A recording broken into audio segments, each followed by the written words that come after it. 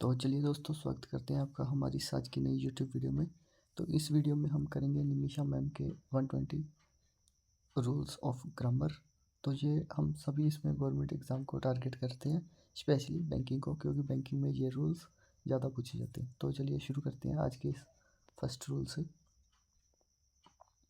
तो हमारे पास इसका फर्स्ट जो रूल है वो हमारे पास ईच और एवरी का। जो हमारे पास ये ईच और एवरी होता है, ये बैंक में बहुत बार हमसे ये पूछा जाता है।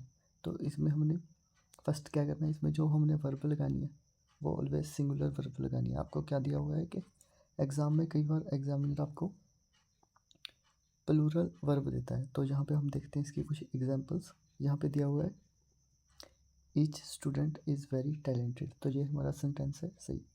Each of my student is very talented, तो ये हमारे पास दोनों सेंटेंस सही हैं। और आपको एग्जामिनर क्या करेगा, यहाँ पे इसकी जगह आपको वो वर लगा कर दे देगा या आर लगा कर दे देगा। तो इस वजह से आपको यहाँ पे एरर पहचानना होगा। तो नेक्स्ट ये हमारा ईच का था। तो नेक्स्ट हम आगे चलते हैं हमारे एवरी पर। तो उसके बारे में ये कुछ जहाँ पर इंफॉर्मेशन है, इसकी आपको PDF मिल जाएगी, आप वहाँ से ही पढ़ सकते हो।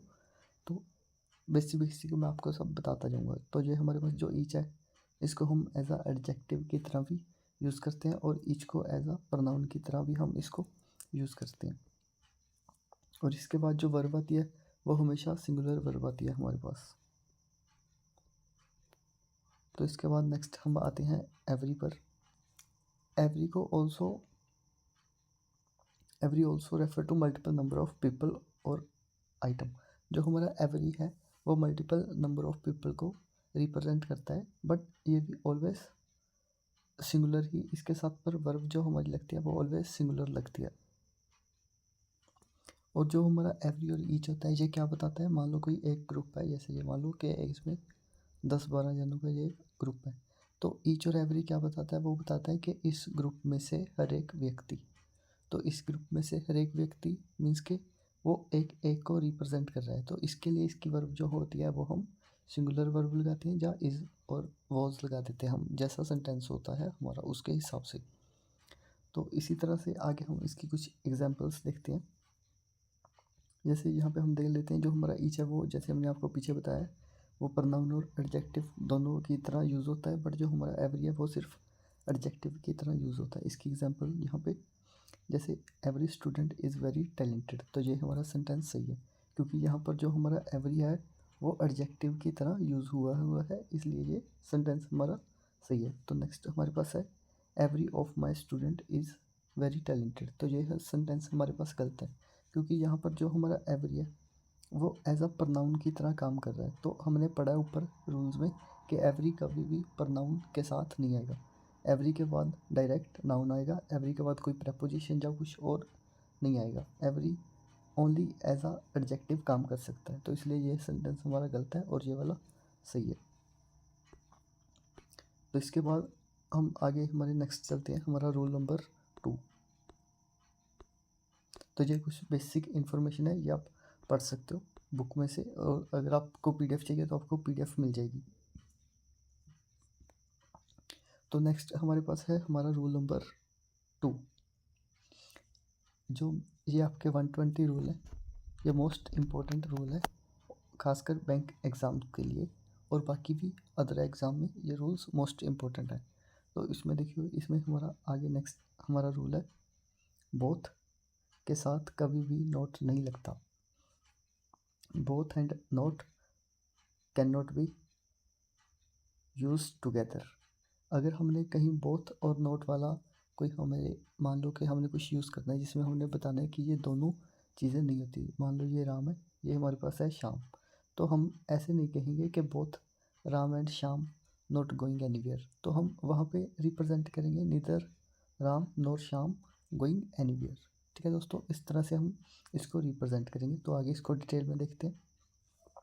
तो जैसे आप यहाँ पे देखोगे कि both Ram and Shyam not going to visit this place, this sentence is wrong, क्योंकि बोथ के साथ यहाँ पे नॉट लगा हुआ है, ये होता है गलत। तो आगे हम देखेंगे neither Ram nor Shyam is going to visit this place, ये सेंटेंस सही है, क्योंकि यहाँ पे नीदर के साथ नॉर लगा हुआ है। और कई बार ये नीदर के साथ और लगा देते हैं, वो भी हमारा गलत होगा। ठीक है, ऐसे नहीं करना, आपने जो रूल्स हैं उनके ही अकॉर्डिंग आपने चलना है। तो यहाँ पे एक एग्जाम्पल इसकी और देख लो, जैसे this is a war which both side can not win.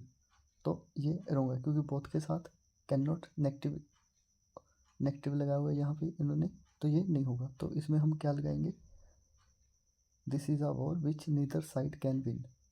आप अकेला नीदर लगा सकते हो या नीदर के साथ नॉर लगा सकते हो, ये आपका सही होगा, बट आप बोथ के साथ कैन नॉट ऐसा कुछ नहीं लगा सकते।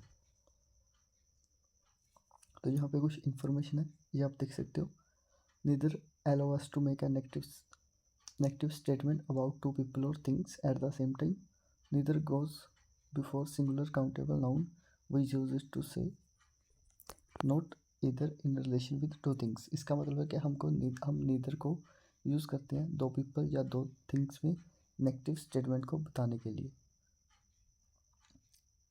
ठीक है दोस्तों, ये आता है। और neither goes before singular countable noun.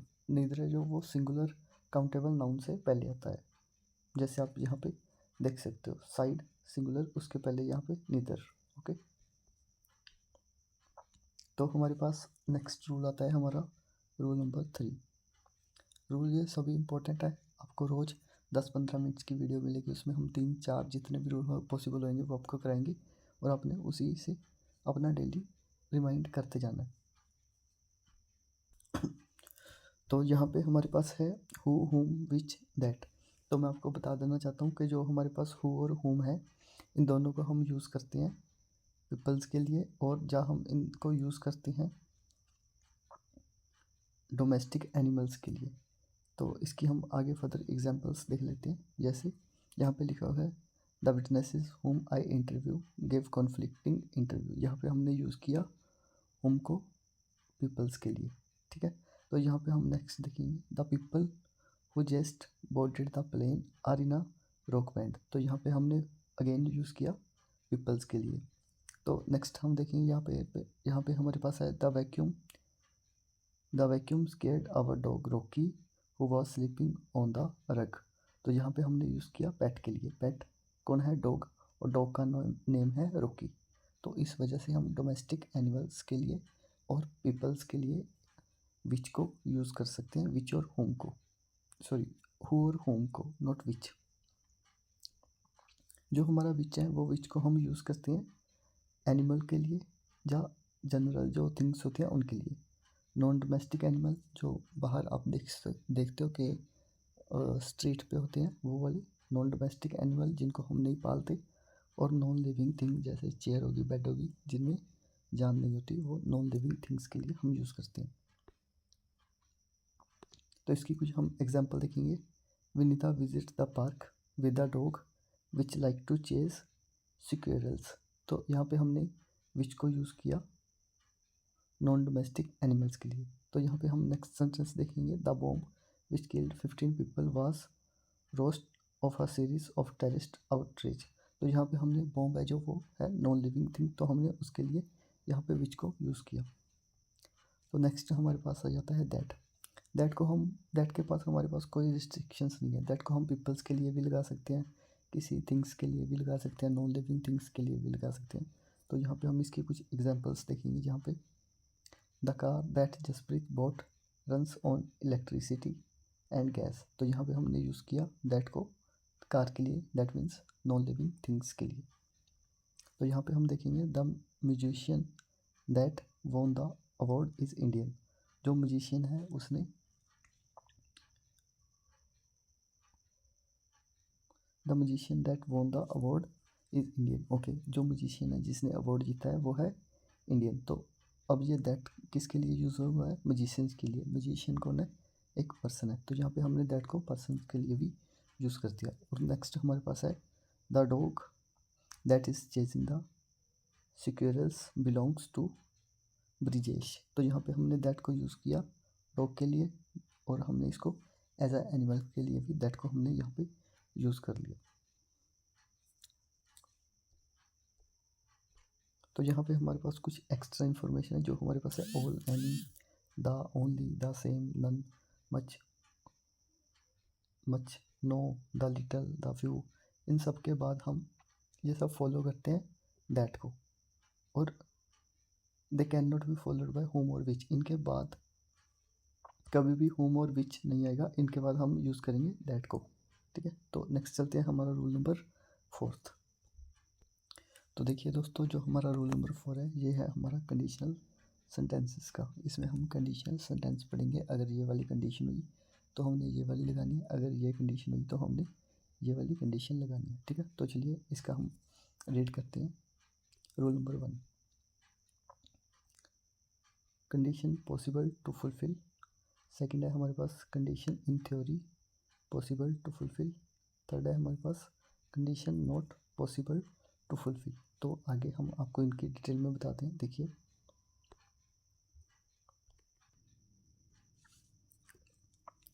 तो चलिए देखिए दोस्तों, जैसे हमारे पास फर्स्ट कंडीशन है, तो अगर यहाँ पे इफ़ क्लोज लगा हुआ है और उसमें बात हो रही है सिंपल प्रेजेंट टेंस में, तो हमारा जो मेन क्लोज होगा उसको हम यूज़ करेंगे। उसमें हम विल, फ्यूचर और मोडाल या इन्फिनिटी, इसमें हम यूज़ कर सकते हैं शैल, कैन, मे, मस्ट, और इनके साथ हम यूज़ करेंगे वर्ब की फर्स्ट फॉर्म।